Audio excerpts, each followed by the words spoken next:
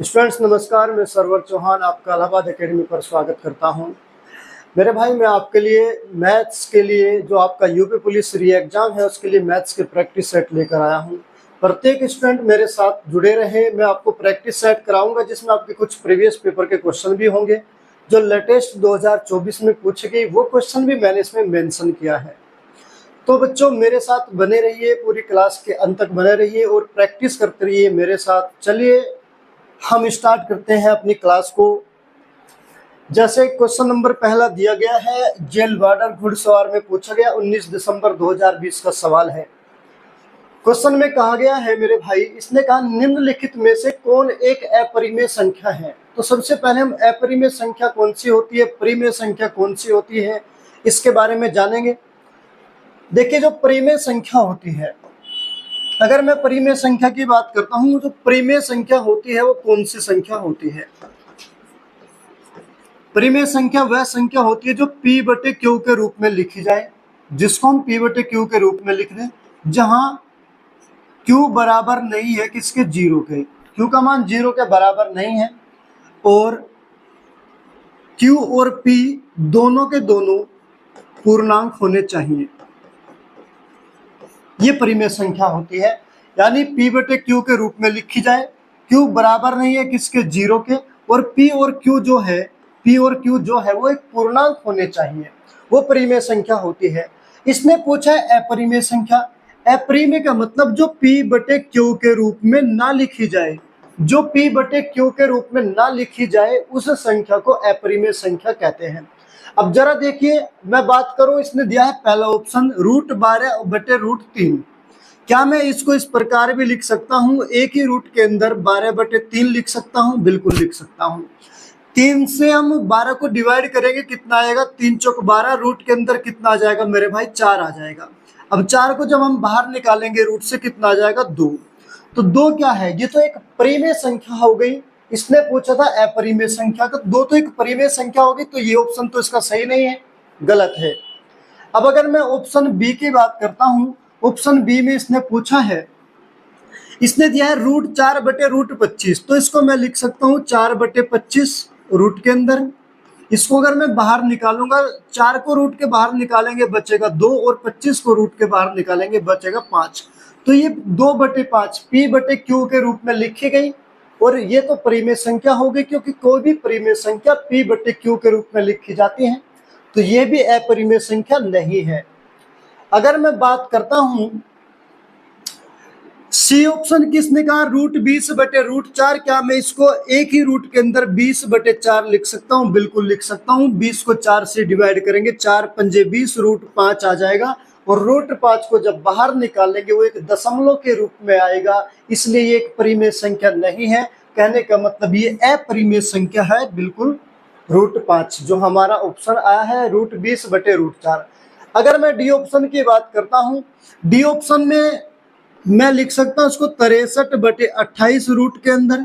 अब अगर मैं इसको डिवाइड करता हूं, रूट के अंदर आ जाएगा, किससे डिवाइड हो जाएगा, ये 7 से डिवाइड हो जाएगा, 7 नम 63 और 7 चौक 28, 9 बटे 4 रूट के अंदर आ जाएगा। अब 9 को भी बाहर निकालेंगे, कितना आ जाएगा, 3, और 2 को भी रूट से बाहर करेंगे, 4 को आ जाएगा 2।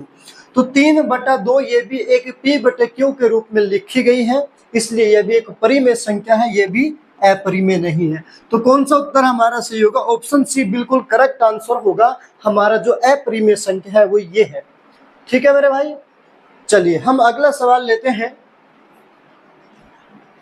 क्वेश्चन नंबर 2 में कहा गया है, दिए गए विकल्पों में से परिमेय संख्या चुनिए। देखिए, यहाँ हमें परिमेय संख्या पूछा है, ये भी उत्तर प्रदेश कांस्टेबल का ही सवाल है, 2013 में पूछा गया था। परिमेय संख्या मैंने आपको अभी बताया, जो संख्या P बटे Q के रूप में लिखी जाए, जहां Q बराबर नहीं है जीरो के बराबर Q का मान नहीं हो सकता। और तीसरी बात ये कि Q और P और Q जो है वो दोनों पूर्णांक होने चाहिए, वो परिमेय संख्या होगी, दोनों क्या होने चाहिए, पूर्णांक होने चाहिए। अब जरा देखिए, E ये पूर्णांक नहीं है, बिल्कुल ये परिमेय संख्या नहीं हो सकती। पाई ये भी पूर्णांक नहीं है, ये भी परिमेय संख्या नहीं हो सकती।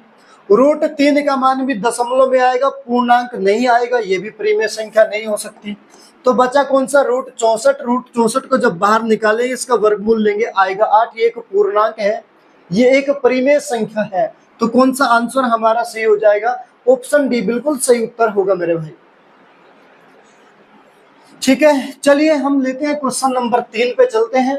क्वेश्चन नंबर 3 में कहा 729 की पावर 149 में इकाई का अंक ज्ञात कीजिए। यूपी पुलिस कांस्टेबल का पूछा हुआ सवाल है मेरे भाई। यूनिट डिजिट के मैं कुछ कॉन्सेप्ट आपको बताने वाला हूं, थोड़ा ध्यान से सुनिएगा मेरे।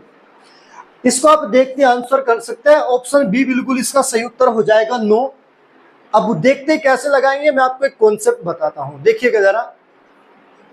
यूनिट डिजिट में मैं आपको एक चीज बताऊं, जैसे कुछ संख्याएं है एक से लेकर के जो 9 संख्याएं है, 1 2 3 4 5 6 7 8 9, उनका यूनिट डिजिट कैसे निकालेंगे। अब कुछ संख्या जैसे अगर मैं बात करता हूं 1 5 और 6, 1 5 और 6 की अगर मैं बात करूं, इसका हम कैसे यूनिट डिजिट निकालेंगे, यानी जिस संख्या का 1 5 और 6 जिसकी पावर कितना भी हो उसका हम यूनिट डिजिट कैसे निकालेंगे। मेरे भाई ये जो संख्या है ना 1 5 और 6, इनकी आप कितनी भी पावर ले लो, कितने भी घात निकाल लो, उसका यूनिट डिजिट हमेशा वही संख्या होगी। जैसे 1 की आप कितनी भी पावर लगा लो, उसका इकाई अंक हमेशा 1 ही आएगा। इसी प्रकार 5 की पावर कितनी भी ले लो, जैसे 5 की पावर 1 लेंगे कितना आएगा, यूनिट डिजिट 5 ही आएगा। 5 की पावर हम लेंगे कितना 2, जिसका मान क्या होगा 25, 25 का इकाई अंक कितना है 5। 5 की पावर आप कितना लेंगे 3 लेंगे, इसका मान होता है 125। अब 125 का भी इकाई का अंक कितना है 5 है।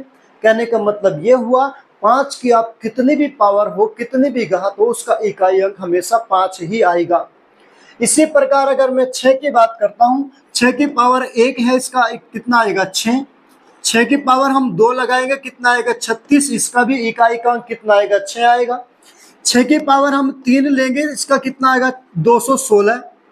216 में भी इकाई का अंक कितना है 6 है। कहने का मतलब ये हुआ मेरे भाई 6 की कितनी भी पावर हो उसका इकाई अंक हमेशा 6 होगा। तो ये चीज आप ध्यान रखना, ये 3 संख्याएं ऐसी हैं 1 5 और 6, इनकी कितनी भी पावर हो उसका इकाई अंक हमेशा वह संख्या स्वयं होता है। ठीक है, चलिए अब बात करता हूं मैं 4 की और 9 की। 4 की और 9 की बात करता हूं। देखिए 4 की और 9 की जो साइक्लिसिटी होती है वो 2 की होती है। जैसे 4 की पावर 1, इसका मान कितना है 4, और 4 की पावर अगर मैं 2 लिखता हूं, इसका मान कितना है 16। अगर मैं 4 की पावर 3 लिखता हूं, इसका मान कितना है 64। कहने का मतलब यह हुआ इसका इकाई अंक 4, 4 की पावर 2 इसका इकाई अंक 6, और 4 की पावर 3 इसका इकाई अंक फिर 4। कहने का मतलब 4 6 4 रिपीट होना शुरू होगा 2 के बाद। तो 4 एक ऐसी संख्या है उसकी पावर प्रत्येक 2 के बाद रिपीट होना शुरू हो जाता है उसका इकाई अंक, इसलिए इसकी साइक्लिसिटी 2 की होती है। कहने का मतलब प्रत्येक 2 घात के बाद 4 का इकाई अंक वही संख्या प्राप्त हो जाती है, रिपीट होती है। इसीलिए अगर हम कहें 4 की पावर अगर विषम संख्या है कोई भी, उसका इकाई अंक हमेशा 4 होगा, और 4 की पावर अगर कोई भी सम संख्या है उसका इकाई अंक हमेशा 6 होगा। मेरे भाई ये बात हमेशा याद रखना, 4 की पावर कोई भी विषम संख्या तो इकाई अंक 4 होगा, और 4 की पावर कोई भी सम संख्या तो इसका इकाई अंक कितना होगा 6 होगा।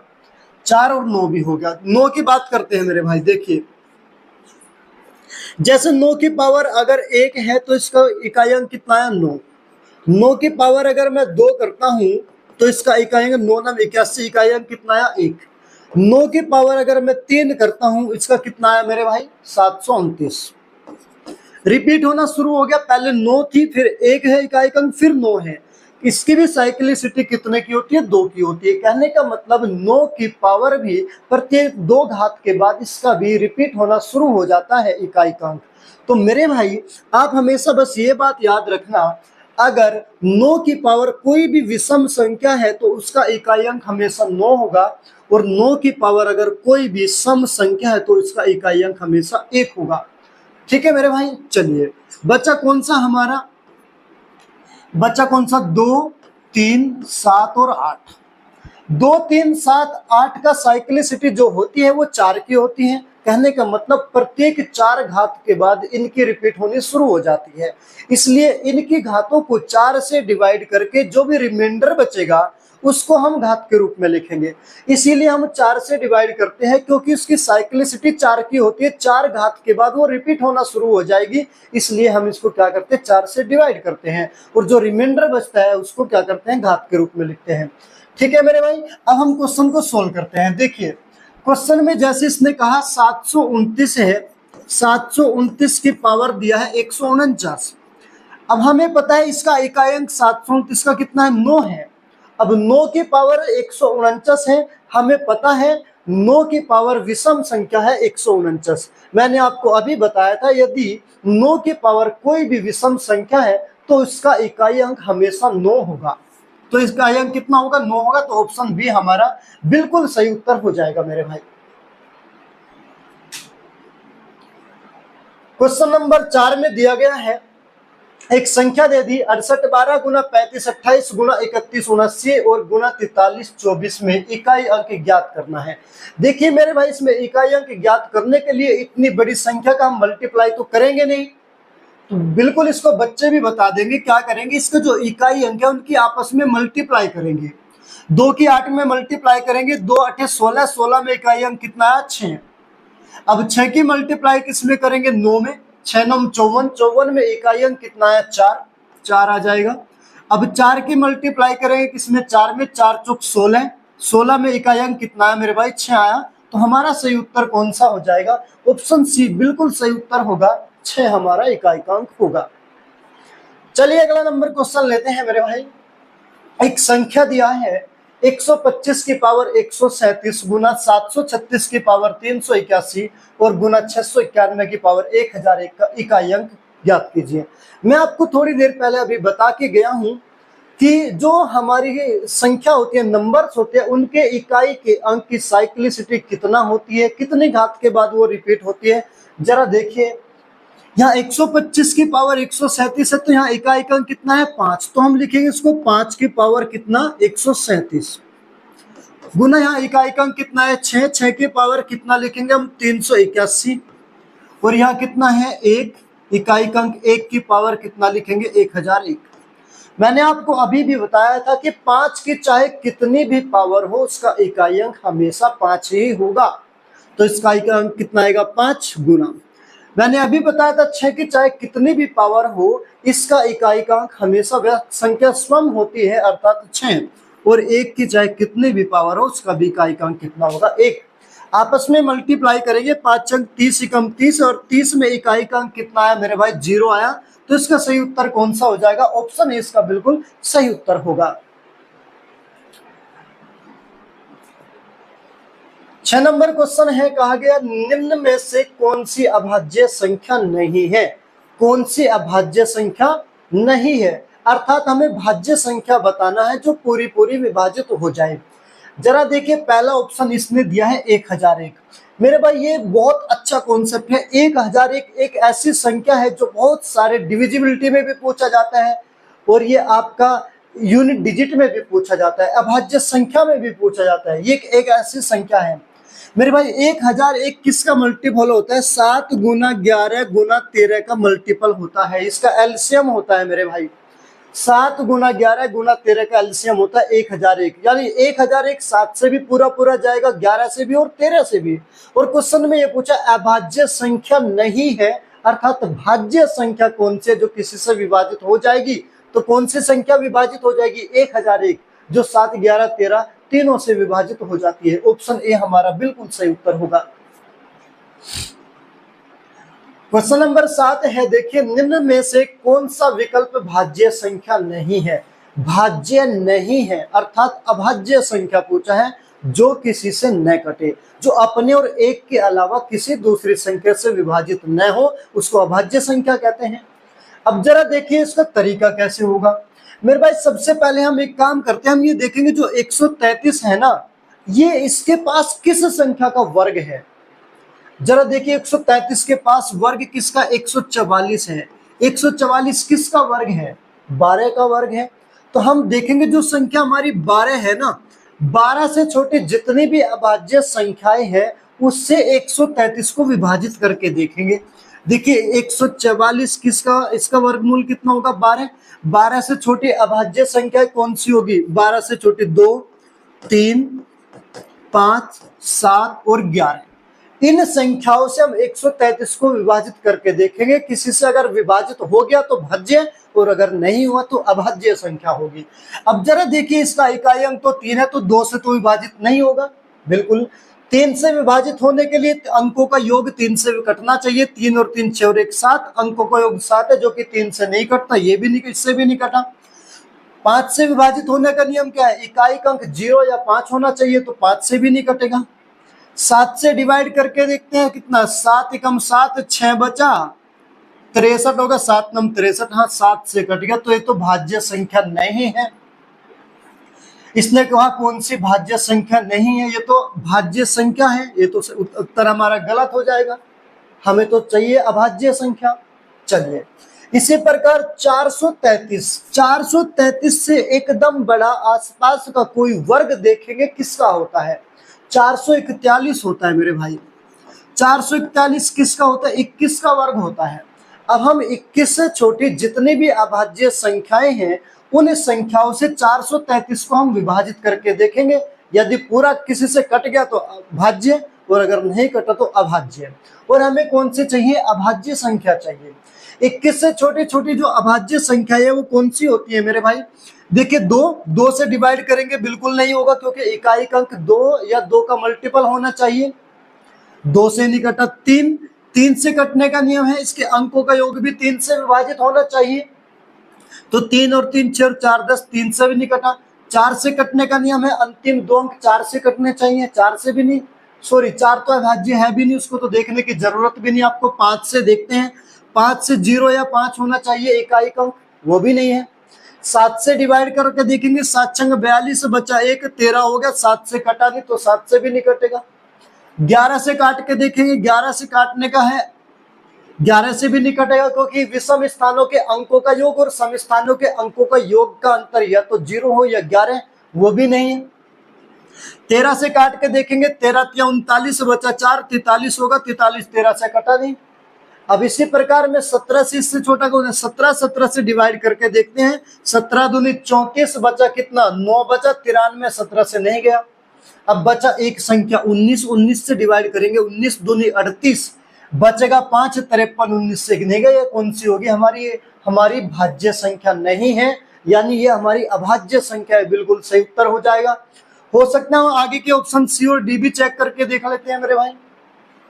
533 से एकदम बड़ा लगभग कौन सा वर्ग होगा, 533 से बड़ा कोई भी देखिए वर्ग कौन सा होगा, 576 होता है मेरे भाई। और 576 का वर्गमूल क्या होता है, 24, ये 24 का वर्ग होता है इसके आसपास। अब हमें 24 से छोटी जितनी भी अभाज्य संख्याएं हैं उससे विभाजित करेंगे 533 को। अब पहले हम लेके चलते 2 से 533 नहीं कटेगा, ना 3 से जाएगा, 5 से भी नहीं जाएगा, 0 5 होना चाहिए। 7 से काटेंगे, 7 7 49 बचा 4, 43 हुआ, 7 से भी नहीं जाएगा। 11 से देखते हैं, 11 से 5 और 3 8 और 3 अंतर या तो 0 हो या 11 सम स्थानों के अंकों का योग और विषम स्थानों के अंकों का योग। अब 13 से डिवाइड करके देखते हैं, 13 चौका 52 बचा 1, 13 एकम 13, हाँ कट गया, बिल्कुल सही है, ये भी नहीं होगा। 833 के पास कौन सा होता है वर्ग, 841 होता है, किसका होता है, 29 का होता है मेरे भाई। अब 29 से छोटी जितनी भी अभाज्य संख्याएं हैं उनसे इसको विभाजित करके देखेंगे 833 को। चलिएगा, 2 से नहीं जाएगा, 3 से नहीं जाएगा, 5 से नहीं जाएगा। अब बचा कौन सा, 7 से देखते हैं, 7 एकम 7 बचा 1, 13 होगा, 7 एकम 7 बचा 6, 63 होगा, 7 नम 63। अब 7 से कट गया, ये भी नहीं होगा। कहने का मतलब सही उत्तर हमारा ऑप्शन बी राइट आंसर होगा मेरे भाई। चलिए अगला नंबर क्वेश्चन भी यूपी पुलिस का है, 2024 में पूछा, असिस्टेंट ऑपरेटर में आया पहली वाली शिफ्ट में, 2024 का बड़ा शानदार सवाल है। क्वेश्चन कहा 3 अंकों की सबसे छोटी अभाज्य संख्या कौन सी है, 3 अंकों की। मेरे भाई बहुत ही बढ़िया सवाल है, बार बार रिपीट होता है किसी न किसी एग्जाम में, और ये बच्चों के रटा हुआ सवाल है, सब जानते हैं। इसने कहा अभाज्य संख्या सबसे छोटी 3 अंकों की। अभाज्य संख्या जो अपने और एक के अलावा किसी दूसरी संख्या से विभाजित न हो। देखिए 100 तो सबसे छोटी 3 अंकों की तो 100 होती है, लेकिन वो भाज्य है। उसके बाद 101 एक ऐसी संख्या है जो 3 अंकों की सबसे छोटी अभाज्य संख्या है। आंसर आपका सी उत्तर बिल्कुल हो जाएगा। 10 नंबर सवाल आपका 9 नंबर सवाल है, बहुत बढ़िया सवाल है। क्वेश्चन में कहा 1 गुना 2 गुना 3 गुना 4 गुना 5 डैश डैश करके गुना 161 162 गुना 163 में शून्यों की संख्या क्या होगी। नंबर ऑफ जीरोज पूछा है मेरे भाई, बड़ा प्यारा सवाल है। मैं आपको प्रैक्टिस सेट करा रहा हूँ, नहीं कि क्लास करा रहा हूँ। क्लास कराता तो मैं टाइप के हिसाब से सारे क्वेश्चन कराता हूँ, मैं करा चुका हूँ। जिसने अभी तक पीछे की क्लास यूपी पुलिस री एग्जाम 2024 की नहीं देखी, वो आप प्ले लिस्ट में जाइए, वहां पे सर्च करिए, वहां से आप क्लास कर सकते हैं। Topic wise chapter wise class रखी गई सारी की सारी। तो मैं प्रैक्टिस सेट करा रहा हूँ। प्रैक्टिस सेट में आपके जो भी क्वेश्चन आते हैं मैं उसका कॉन्सेप्ट भी साथ के साथ बताता हुआ जाऊंगा मेरे भाई। जरा देखिए नंबर ऑफ जीरोज पूछे हैं, पहले मैं एग्जांपल के तौर पे आपको बता देता हूँ नंबर ऑफ जीरोज बनेगा कैसे। देखिए कोई भी संख्या अगर मैं एक जीरो बनाऊं 2 गुना 5 एक पेयर चाहिएगा, मैं 2 गुना 5 2 पंजे 10। एक जीरो बनाने के लिए एक हमें 2 चाहिए, एक हमें 5 चाहिए। दोनों का एक पेयर अगर हमारे पास होगा तो एक जीरो बनेगी। अगर मैं बात को मेरे पास 2 गुना 5 है तो इसमें कितनी जीरो होगी मेरे भाई। मैंने आपको बताया एक जीरो बनने के लिए 2 गुना 5 का एक पेयर हमें चाहिए। अब यहाँ 2 कितने बार आया 2 बार, 5 कितनी बार आया 1 बार। पेयर तो हमारा एक ही बना, 2 चाहे अनगिनत बार हो मेरे भाई, 5 भी तो उतनी बार होना चाहिए। अगर 5 एक बार है तो 2 को भी एक बार ही लेना पड़ेगा, एक ही पेयर बनेगा। तो इसमें भी जीरो की संख्या कितनी होगी मेरे भाई, एक ही जीरो होगी। अगर मैं बात करता हूं जैसे 2 गुना 2 गुना 5 गुना 5, अब इसमें 2 भी कितनी बार आया 2 बार, 5 भी कितनी बार आया 5 बार। तो 25 चौका 100 कितनी जीरो बनी 2 जीरो बनी मेरे भाई, है ना। जितने पेयर बनेंगे 2 के और 5 के उतनी जीरो हमारे पास आएगी। तो हमें पेयर चाहिए 5 के। तो सबसे पहले जो भी हमारा होता है इसको मैं क्या लिख सकता हूं, क्रमागत संख्याएं सारी आपस में मल्टीपल किया गया 163 तक। अब मैं इसको क्या लिख सकता हूं, 163 का फैक्टोरियल लिख सकता हूं मैं। सभी क्रमागत संख्याएं 1 से लेकर 163 तक आपस में मल्टीप्लाई में है, तो इसको मैं 163 का फैक्टोरियल लिख सकता हूं। और जो भी 163 का फैक्टोरियल है इसमें हम कैसे नंबर ऑफ जीरोज निकालेंगे जरा देखिए। मैं एग्जांपल के तौर पर बताता हूं। जैसे एग्जांपल मैंने कहा 7 फैक्टोरियल है, इसमें मैं बता रहा है नंबर ऑफ जीरोज। तो इसका मतलब है 1 गुना 2 गुना 3 गुना 4 गुना 5 गुना 6 और गुना 7। इसको इस प्रकार लिख सकता हूं। अब जरा इसमें देखिएगा 1 तो 2 ये आया यहां पर,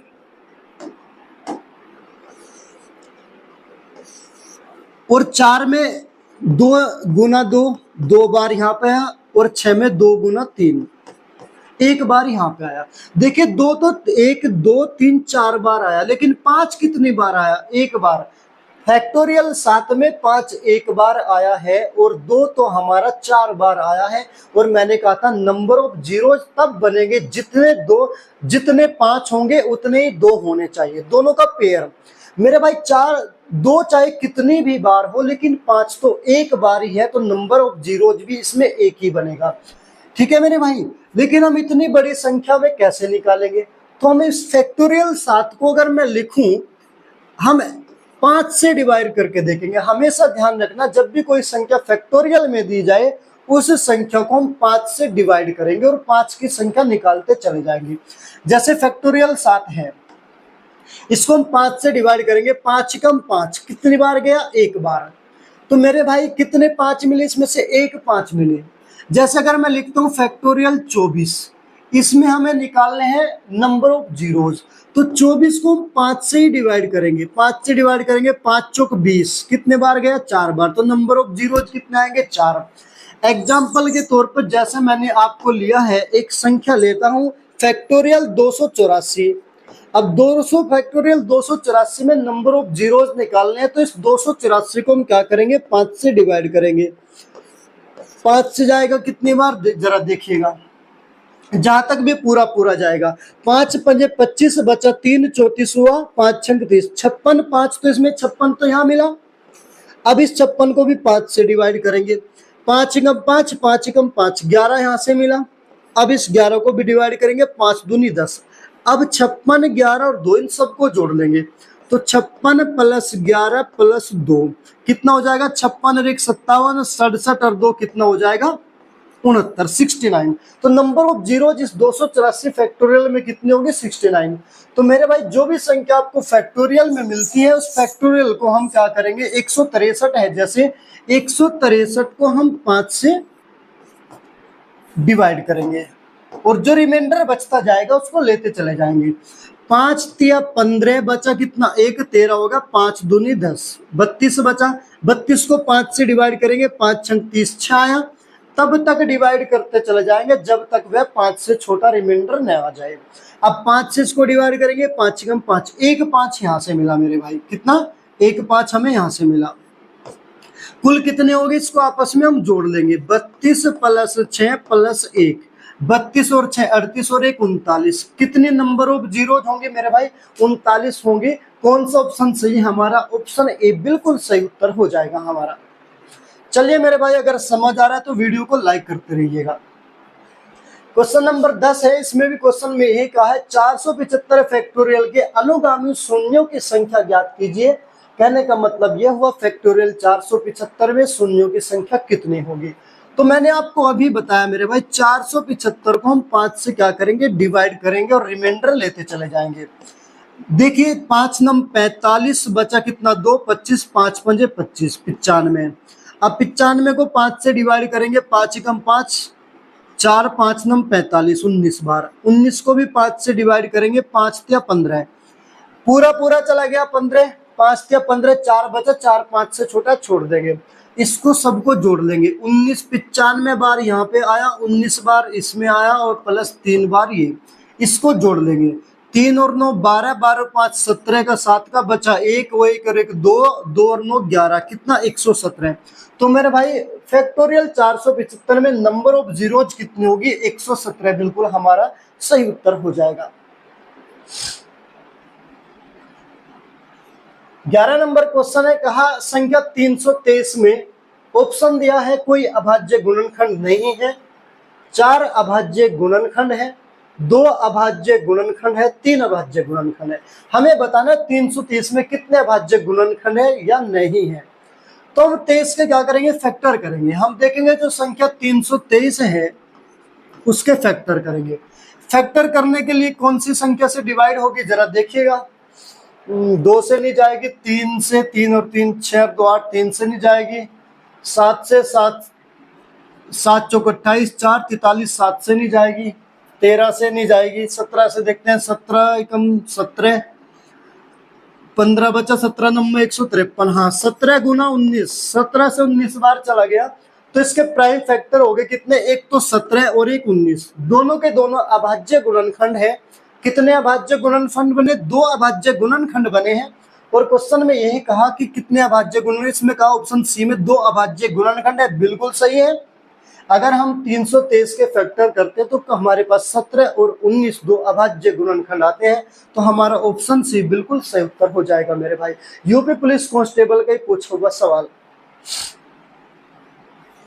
12 नंबर सवाल कहा गया 64 80 के कुल कितने गुणनखंड हो सकते हैं। मेरे भाई नंबर ऑफ फैक्टर पूछा है 64 80 के। चलिए पहले मैं इसका कॉन्सेप्ट आपको बता देता हूं, कुल गुणनखंडों की संख्या कैसे निकालते हैं। एग्जाम्पल के तौर पर पहले मैं आपको बताता हूं, उसके बाद फिर आपको ये क्वेश्चन में कराऊंगा।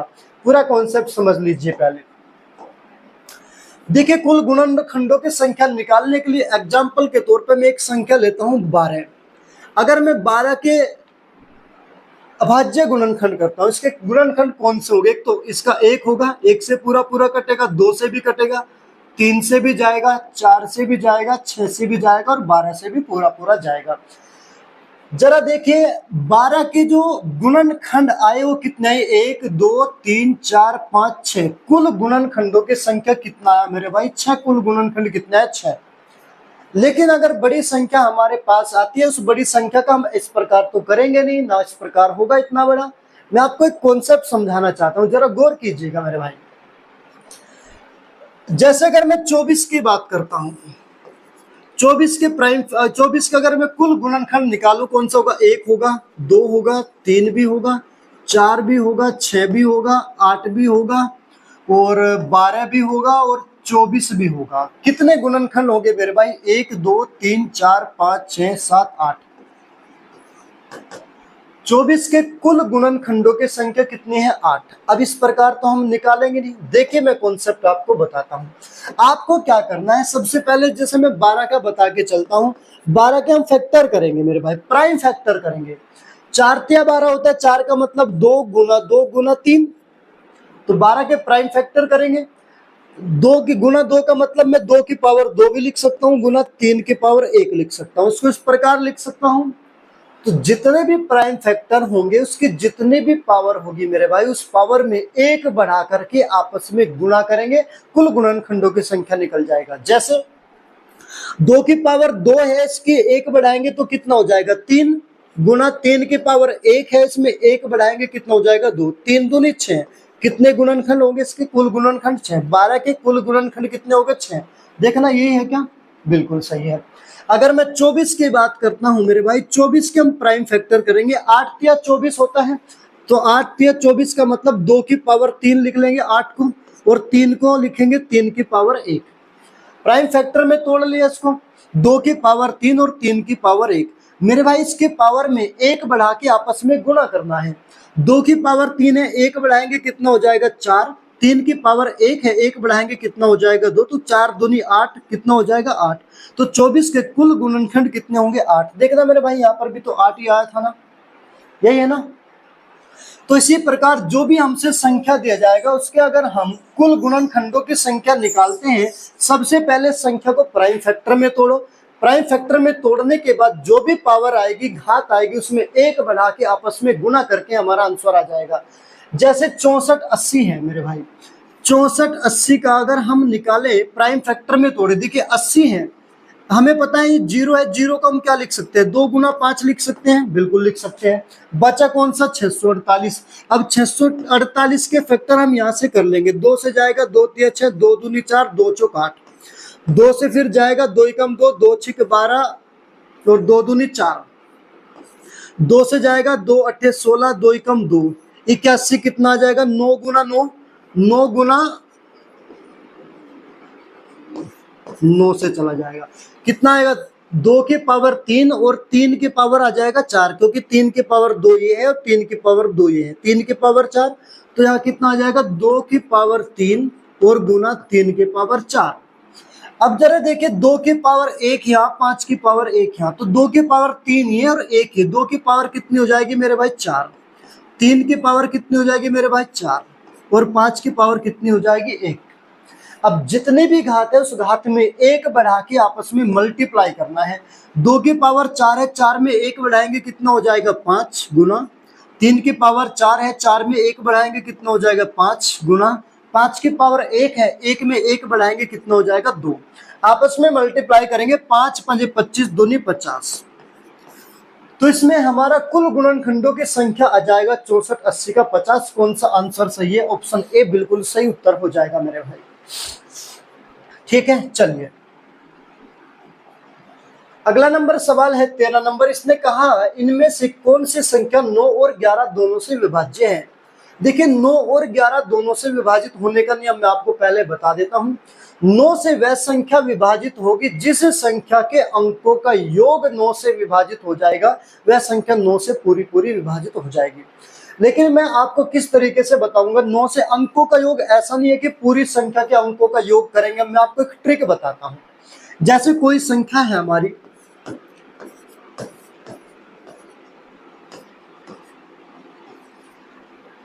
क्या ये संख्या 9 से विभाजित है, तो हम इसके अंकों का योग अगर 9 से विभाजित हो जाएगा तो पूरी संख्या 9 से विभाजित हो जाएगी। तो हम क्या करेंगे, 9 के पेयर बनाते चले जाएंगे, जहां भी 9 या 9 का मल्टीपल हो वो हमारा कैंसिल होता चला जाएगा, 9 से कटता चला जाएगा। देखिए 9 के पेयर बना दे, 5 और 4 9 खत्म, 6 और 3 9 खत्म, 8 और 1 9 खत्म, 7 और 2 9 खत्म। तो पूरी संख्या हमारी 9 से खत्म हो गई, पूरी संख्या 9 से पूरी पूरी विभाजित हो जाएगी मेरे भाई।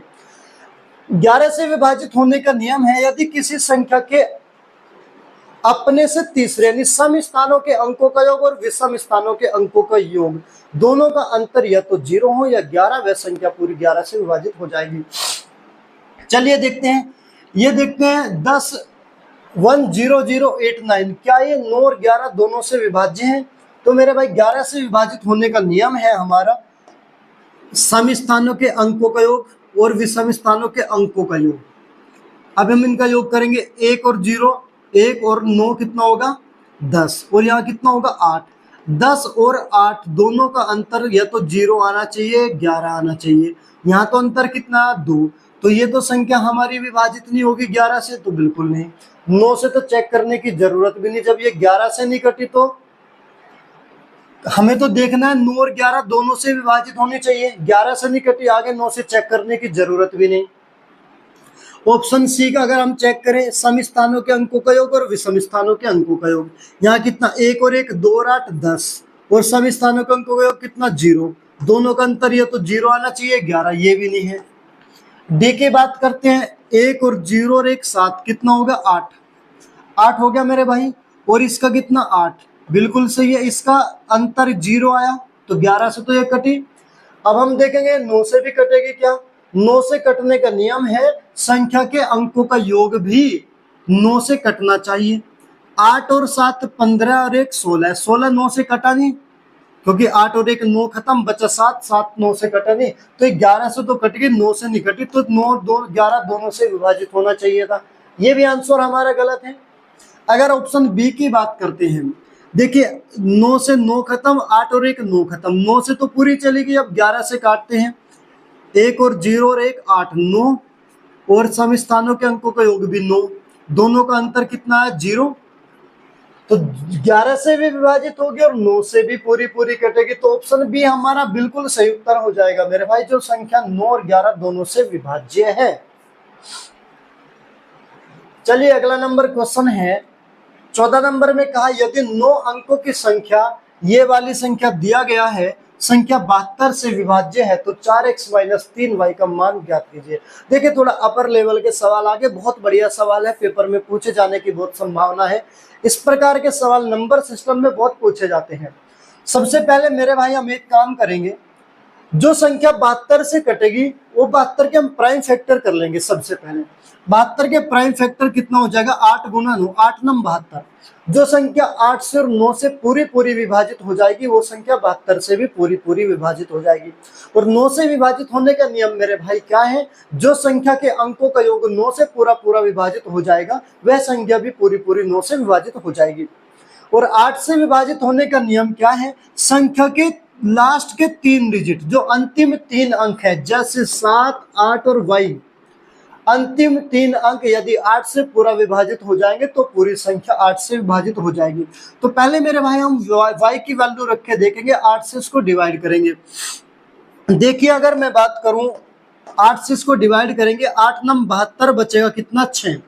अब 6 के आगे y की वैल्यू रखेंगे, 0 रखेंगे, क्या 60 8 से कटेगा नहीं, y की वैल्यू 1 रखेंगे, 61 8 से कटेगा नहीं, 62 कटेगा नहीं, 63 नहीं कटेगा, 64 कटेगा। तो y की वैल्यू कितना रखेंगे मेरे भाई, y की वैल्यू कितना रखेंगे 4।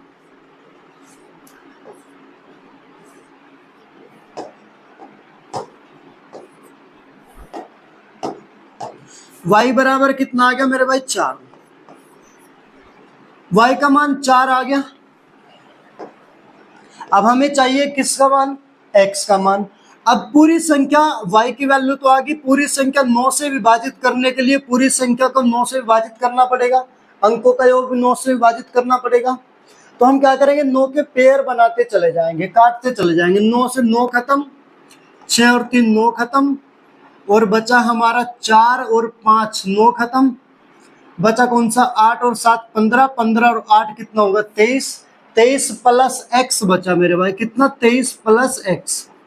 अब x में कितना, 23 में कितना जोड़ा जाए जो वो 9 का मल्टीपल बन जाए। 23 के बाद 9 का मल्टीपल कौन सा होता है 27 होता है, तो 23 में कितना जोड़ा जाए 4 जोड़ा जाए, तो मेरा भाई x की वैल्यू भी कितनी आ जाएगी, x बराबर भी 4 आ जाएगा।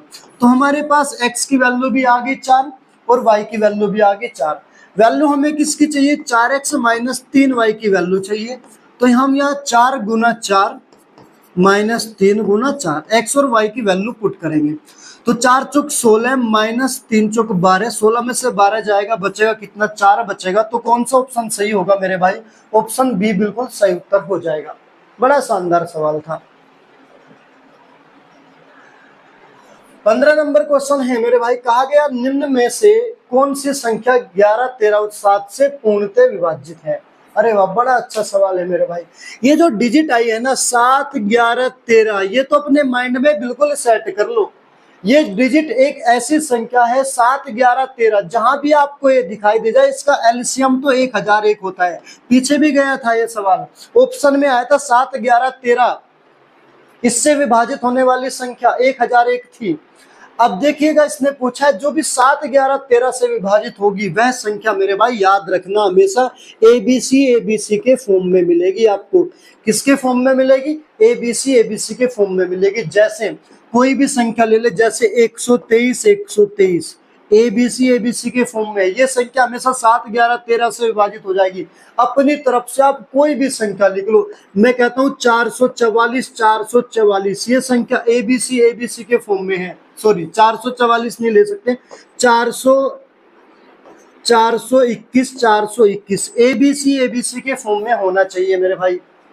जैसे मैं कहता हूँ 124, 124 एबीसी के फॉर्म में, 527, 527 एबीसी के फॉर्म में, ये भी 7, 11, 13 से पूरी विभाजित होगी। तो हम ऑप्शन वो वाला चेक करेंगे जो संख्या एबीसी के फॉर्म में है, वही संख्या 7, 11, 13 से विभाजित हो जाएगी। पहला ऑप्शन है 624, 613 एबीसी के फॉर्म में नहीं है, एबीसी के फॉर्म में नहीं है, गलत हो जाएगा। 624, 635 ये भी नहीं है, 624, 640 ये भी नहीं है, 624, 624 एबीसी के फॉर्म में, तो ऑप्शन बी हमारा बिल्कुल सही उत्तर हो जाएगा मेरे भाई। सवाल नंबर 16 है, एक संख्या को 119 से विभाजित करने पर 19 शेष बचता है, यदि इसे 17 से विभाजित किया जाए तो क्या शेष बचेगा मेरे भाई। रिमाइंडर वाले सवाल है भाई, देखिएगा जरा, यूपी पुलिस कांस्टेबल का ही पूछा हुआ सवाल है। इसने कहा 119 से किसी संख्या को विभाजित किया गया, संख्या n बराबर हमें नहीं पता क्या है, लेकिन इसको 119 से विभाजित करने पर रिमाइंडर कितना बचता है, 19 बचता है मेरे भाई। कहने का मतलब ये हुआ 19 रिमाइंडर को छोड़कर बाकी संख्या पूरी विभाजित हो गई, तो बचा क्या हमारे पास, 19 बचा। अभी 19 को ही तो विभाजित करेंगे मेरे भाई, जो रिमाइंडर होता है हम उस रिमाइंडर को ही संख्या मान लेते हैं, तो संख्या हमारी कितनी हो जाएगी, 19। जो रिमाइंडर होता है उसको क्या मान लेते हैं, संख्या मान लेते हैं। अब इस 19 को किससे विभाजित करना है, 17 से। बताना है रिमाइंडर क्या बचेगा, 17 से 19 को डिवाइड करेंगे मेरे भाई, रिमाइंडर कितना बचेगा, 2 बचेगा। ये हमारा बिल्कुल सही उत्तर हो जाएगा, ऑप्शन डी। चलिए अगला नंबर क्वेश्चन है 17 नंबर का, जब एक पूर्णांक n को 8 से विभाजित किया जाता है तो शेष 3 बचता है, यदि 6n-1 को 8 से विभाजित किया जाता है तो शेषफल क्या बचेगा। मैंने आपको अभी बताया था जो हमारा रिमाइंडर होता है उस रिमाइंडर को हम संख्या मान लेते हैं। n को 8 से विभाजित करने पर रिमाइंडर कितना बचा, 3, तो संख्या हमारी कितनी आ जाएगी, 3, n बराबर 3, क्योंकि रिमाइंडर को हम क्या मान लेते हैं, संख्या मान लेते हैं। हमें वैल्यू बतानी है 6n-1 को 8 से विभाजित करने पर रिमाइंडर क्या बचेगा। अब 6n-1 का मान अगर मैं निकालूं, n बराबर कितना रखेंगे, 3, 6 गुना 3 माइनस 1, तो 6 × 18 में से 1 जाएगा, बचेगा कितना, 17। अब 17 को किससे डिवाइड करेंगे मेरे भाई, 8 से डिवाइड करेंगे, रिमाइंडर कितना बचेगा, 8 दूनी 16 बचा कितना, 1, रिमाइंडर कितना बचेगा, 1। कौन सा ऑप्शन सही होगा, ऑप्शन बी बिल्कुल हमारा सही उत्तर हो जाएगा। अगला नंबर सवाल यूपी पुलिस असिस्टेंट ऑपरेटर का 2024 का लेटेस्ट सवाल पूछा हुआ है मेरे भाई। कह रहा जब संख्या 15, 38, 10 को n से विभाजित किया जाता है तो किस n के लिए शेषफल सबसे बड़ा होगा। किस n के लिए, यानी n, इन 4 ऑप्शन में से n की वैल्यू हमें बताना है, जिससे भी विभाजित करके सबसे बड़ा शेषफल आए उसका मान बताना है। अब संख्या देखिए हमारी 15, 38, 10 किससे विभाजित करके सबसे बड़ा शेषफल आएगा। अगर मैं बात करूं 5 से, इकाई का अंक कितना है, 0 है, 5 से डिवाइड करेंगे शेषफल कुछ नहीं बचेगा, क्योंकि जिसका इकाई अंक 0 या 5 वह संख्या 5 से पूरी पूरी विभाजित हो जाएगी, तो शेषफल इससे तो कोई नहीं बचा, ये तो हो ही नहीं सकता। अगर मैं बात करता हूं 9 की, जिस संख्या के अंकों का योग 9 से विभाजित हो जाएगा वह संख्या पूरी पूरी 9 से विभाजित हो जाएगी। अब जरा अंकों का योग देखिएगा कितना है, 8 और 1 9 खत्म, 5 और 3 8 और 1 9 खत्म, पूरा पूरा 9 से विभाजित हो जाएगी। जब 9 से पूरी पूरी विभाजित हो जाएगी, रिमाइंडर क्या बचेगा, 0। कह रहा सबसे बड़ा शेषफल बताइए, तो इससे भी ये भी खत्म। बात आई 6 की, 6 के हम प्राइम फैक्टर करेंगे कितना, 2 और 3। जो संख्या 3 से और 2 से कटेगी वो 6 से भी कटेगी, और 3 से विभाजित होने का नियम है कि जिस संख्या के अंकों का योग 3 से विभाजित हो जाएगा वह संख्या पूरी 3 से विभाजित हो जाएगी, और जो 9 से कटेगी वो 3 से भी कटेगी, 3 से भी पूरी पूरी विभाजित होगा, शेषफल बचेगा नहीं, तो ये भी गया। अब बचा क्या, 8। 8 ही एक ऐसी संख्या है जिसको विभाजित करने पर सबसे बड़ा शेषफल बचेगा। बिल्कुल हमारा सही उत्तर हो जाएगा ऑप्शन ए। 19 नंबर क्वेश्चन में कहा गया है जब, ये जल नहीं मेरे भाई, ये जब लिखा हुआ है ना, इसे सही कर लो थोड़ा।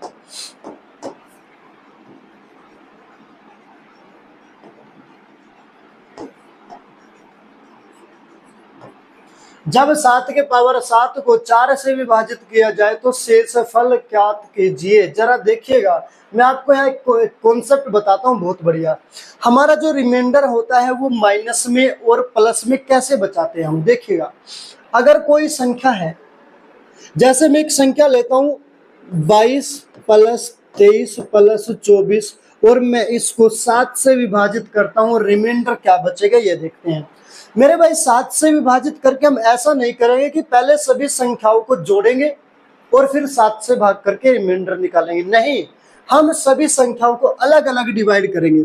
7 या 21 रिमाइंडर कितना बचा, 1, प्लस 7 या 21 रिमाइंडर कितना बचा, 2, 7 या 21 रिमाइंडर कितना बचा, 3। सबको जोड़ेंगे, 3 और 2 5, 5 और 1 कितना हो जाएगा, 6। तो रिमाइंडर कितना बचेगा मेरे भाई, 6 बचेगा, क्योंकि 7 या 21 22 में से 1 बचा रिमाइंडर यहाँ, 7 या 21 2 बचा, प्लस 7 या 21 3 बचा, रिमाइंडर कितना आएगा, 3 और 2 5 और 1 6।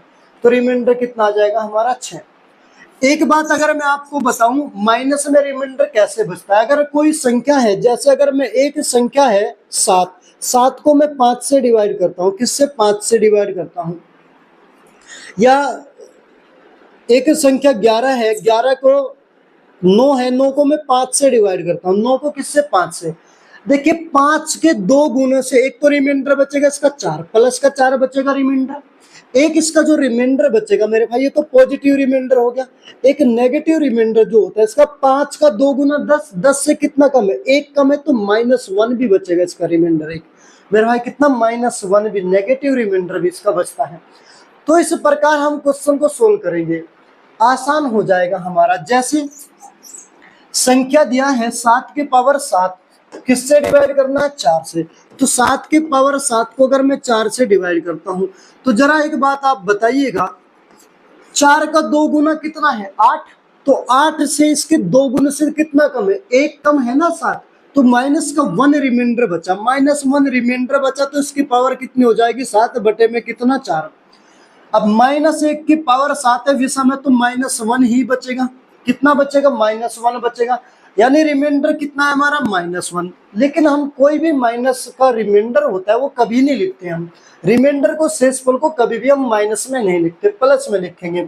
तो जो भी हमारा रिमाइंडर माइनस में आता है उसमें हम किसको जोड़ देते हैं, तो हमारा भाजक होता है, डिवाइडेंड जो होता है उसको हम जोड़ देते हैं। तो -1 में किसको जोड़ेंगे, +4 को जोड़ देंगे, तो कितना बचेगा, 3 बचेगा। तो हमारा बिल्कुल सही उत्तर हो जाएगा, शेषफल कितना बचेगा, 3, जो कि ऑप्शन सी हमारा करेक्ट आंसर हो जाएगा मेरे भाई। 20 नंबर क्वेश्चन है, कहा गया है 3 के पावर 40 को 4 से विभाजित करने पर शेषफल क्या बचेगा मेरे भाई। रिमाइंडर का सवाल है, जरा देखिए 3 की पावर 40 किससे डिवाइड करना है, 4 से, रिमाइंडर बताना है। 4 कम 4, तो 4 एकम, इसके 1 गुने से कितना कम है, 1 कम है, तो रिमाइंडर कितना बचेगा मेरे भाई, -1 बचेगा। -1 की पावर कितनी आ जाएगी, 40। अब -1 की पावर 40 को डिवाइड करेंगे 4 से। अब -1 की पावर सम है तो कितना बचेगा, इसका +1 बचेगा मेरे भाई, कितना बचेगा, +1 बचेगा रिमाइंडर हमारा। तो +1 रिमाइंडर बचेगा, तो कौन सा आंसर हमारा सही हो जाएगा, ऑप्शन ए बिल्कुल सही उत्तर हो जाएगा मेरे भाई। आज की क्लास हम मेरे भाई ये खत्म करते हैं। पहला प्रैक्टिस सेट आपके सामने था, इस पे आपको ज्यादा से ज्यादा प्रैक्टिस करनी है मेरे भाई। ठीक है, मिलते हैं हम नेक्स्ट क्लास में अगली वीडियो में।